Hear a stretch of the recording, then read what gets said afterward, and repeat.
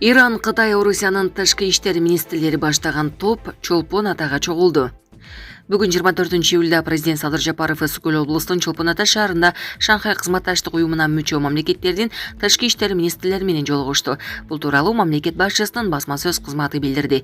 Мамлекет башчысы өзүнүн куттуктоо сөзүндө Кыргызстандын төрагалыгы ШКУнун түзүлгөнүнө 25 жыл толгон юбилейлик жылга тууш келгенин белгилеп, уюмдун тең укуктуу диалог жүргүзүү жана чечимдерди биргелешип издөө үчүн маанилүү аянтча экенин баса белгиледи. Ошондой эле региондук антитеррордук түзүмдүн базасында коопсуздукка байланыштуу чакырыктарга жана коркунучтарга каршы аракеттенүү боюнча универсалдуу борборду, анын ичинде Бишкектеги трансулуттук уюшкан кылмыштуулукка каршы аракеттенүү борборун түзүүнү тездетүүгө чакырып, муну Кыргызстандын аймактагы тынчтыкты жана коопсуздукту камсыздоого кошкон маанилүү салымы деп атады. Президент эл аралык укуктун жана Бириккен Улуттар уюмунун ролуна өзгөчө көңүл буруп, Кыргызстандын 2027-2028 жылдарга буунун коопсуздук кеңештин туруктуу эмес мүчөсү болуп шайланышы чоң жоопкерчилик экенин белгиледи. Ошондой эле соода-экономикалык кызматташтыкты кеңейтүү, транспорттук маршруттарды өнүктүрүү, биргелешкен инвестициялык долбоорлорду ишке ашыруу жана ШКУга мүчө мамлекеттердин ортосундагы өз ара аракеттенүүнү чыңдоо зарылдыгына көңүл бурду. Өз кезегинде Орусиянын тышкы иштер министри Сергей Лавров Кыргызстандын ШКУдагы төрагалыгынын маанилүүлүгүн, уюмдун артыкчылыктуу багыттарын жана биргелешкен аракеттерди белгилеп өттү. Жолугушууга Кыргызстандын тышкы иштер министри Жээнбек Кулубаев, Беларустун тышкы иштер министри Максим Рженков, Индиянын тышкы иштер мамлекеттик министри Кирти Вардхан Сингх, Ирандын тышкы иштер министри Аббас Аракчи, Казакстандын тышкы иштер министри Эрмек Кошербаев, Кытайдын тышкы иштер министри Ван И, Пакистандын премьер-министринин орынбасары Мухаммад Исхакдар, Тажикстандын тышкы иштер министри Сироджидин Мухриддин, Өзбекстандын тышкы иштер министри Бактиёр Саидов, ШКУнун башкы катчысы Нурлан Эрмекбаев жана ШКУнун региондук антитеррордук түзүмүнүн аткаруу комитетинин директору Уларбек Шашиев катышты. Булак Суберкежи. Москва шаарында жашап жана эмгектенесизби? Медициналык кызматтар керек, бирок алар сизге кымбат жана сапатсыз сезилет. Умбем клиникалар тармагы сиздерге өз кызматтарын сунуштайт. Бүгүнкү күндүн талабына жооп берген заманбап жабдыктар менен кесипкөй дарыгерлер сиздерди күтөт. Бизде сиз стоматолог, тиш дарылоонун бардык түрлөрү, уролог, невролог, лор, терапевт, хирург, окулист, педиатр, УЗИ жана башка дарыгерлердин кеңешин алып дарылануу мүмкүнчүлүгү бар. Умбем клиникалар тармагы бул жогорку сапаттагы медициналык жабдыктар менен камсыз болгон профессионал дарыгерлер. Сиздердин ыңгайлуулук үчүн Умбем клиникаларынын Москва шаары боюнча 3 медициналык борбору иштейт. Өзүңүзгө ыңгайлуу даректи тандап медициналык кызмат алсаңыз болот. Ушул ай ичи бизге келип төмөндөгү кызматтарга арзандатуу менен медициналык кызмат алыңыздар. Ден соолугуңузга кам көрүүнү эртеңкиге калтырбаңыз. Умбем клиник Москва.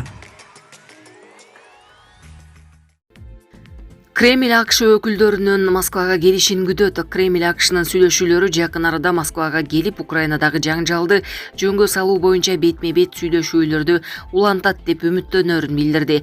Бул тууралуу Орусиянын президентинин басма сөз катчысы Дмитрий Песков журналисттерге маалымдаган. Анын айтымында америкалык өкүлдөрдүн убактысы болгондо Москвага келип, эки тараптуу диалогду улантуу мүмкүнчүлүгү каралып жатат.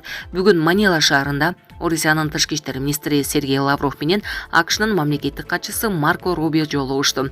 Жолугушууда Лавров Орусия Украинадагы жаңжалды саясий жана дипломатиялык жол менен жөнгө салууга даяр экенин белгилеп, Киевге курал-жарак жеткирүүнү улантуу кабыл алынгыс экенин айтты. Тараптар тышкы иштер министрликтери аркылуу байланыштарды жана сүйлөшүүлөрдү мындан ары да улантуу боюнча макулдашканы маалым болду. Өкмөт өлкөдөгү негизги маселе болуп жаткан күйүүчү май боюнча жыйын өткөрдү. 23-июлда министрлер кабинетинин төрагасы Адылбек Касмалиев өлкөдөгү күйүүчү малоочу май маселесине байланыштуу жыйын өткөрдү. Президенттик администрациядан билдиргендей, отурумда негизинен өлкөнүн ички рыногун мунай заттары менен камсыздоо каралып, мамлекеттик субсидиянын берилиши сыяктуу иштердин аткарылышы боюнча тиешелүү жетекчилердин маалыматы болду. Касмалиев отурумдун катышуучуларына өлкөнү мунай зат менен үзгүлтүксүз камсыздоо, мониторингди күчөтүү, өлкөдөгү мунайды кайра иштетүүчү заводдорду модернизациялоо иштерин тездетүү жана зарыл болгон чараларды өз убагында көрүү боюнча бир катар тапшырмаларды берди. Беле кетсек, учурда Бишкектеги айрым май койчу жайларда күйүүчү майдын баасы өсүүдө. Алдын ала маалыматтар боюнча АИ 95 бензинин баасы 100 сомдон ашса, АИ 92 үлгүсүндөгү бензин 80 сомдон жогору сатылууда. Автоунаалар үчүн газдын баасы да ушул чектерге жакындады. 8-июлдан тарта өкмөт АИ 95 үлгүсүндөгү бензинин баасын жөнгө салбай турганын билдирген.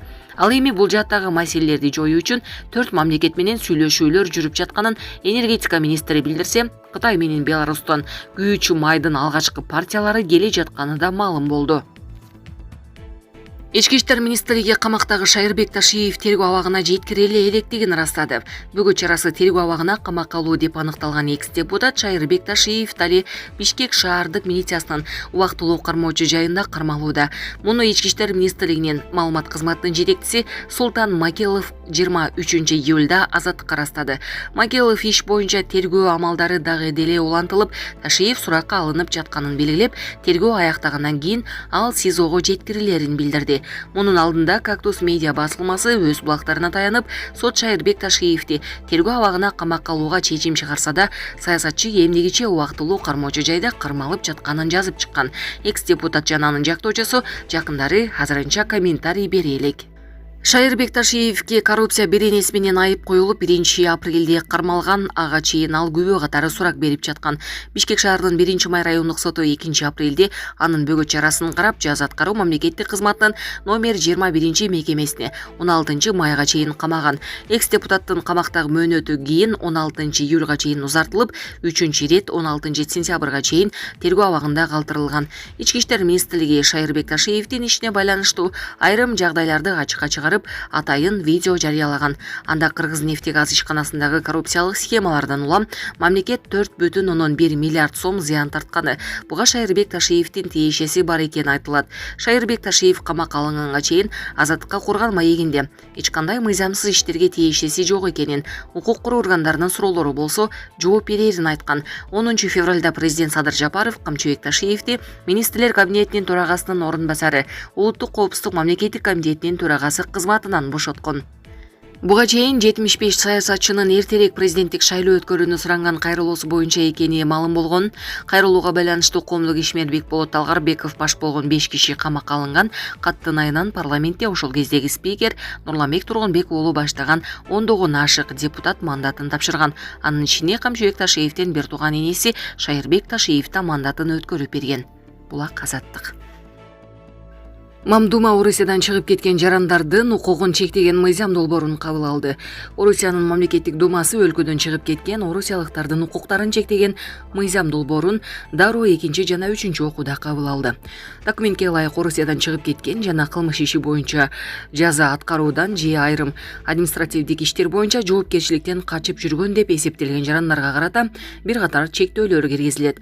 Аларга чет өлкөлүк паспорт алуу, Орусиянын жарандыгынан чыгуу боюнча арыз берүү, мамлекеттик кызматтар порталын пайдаланууга, Орусиядагы акча каражаттарын жана мүлкүн колдонууга тыюу салынат. Орусиянын чет өлкөлөрдөгү дипломатиялык өкүлчүлүктөрү аларга юридикалык, консулдук жана нотариалдык кызматтардын көбүн көрсөтпөйт. Эки учурда гана кишинин тирүү экени тууралуу күбөлүк көзү азиз жарандардын кол тамгасын тастыктоодо гана мындай кызматтарды алууга уруксат берилет.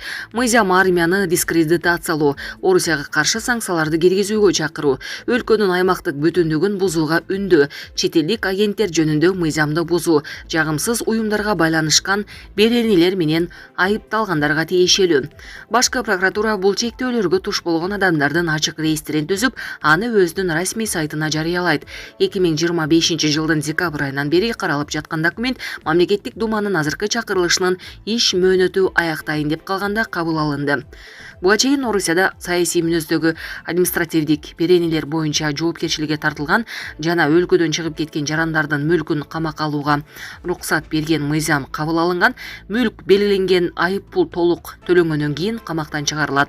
Орусия коңшусу Украинага кол салган 2022 жылдын февралдан бери согушту айыптаган, сындаган жарандарын куугунтукка алып келет. Булак азаттык.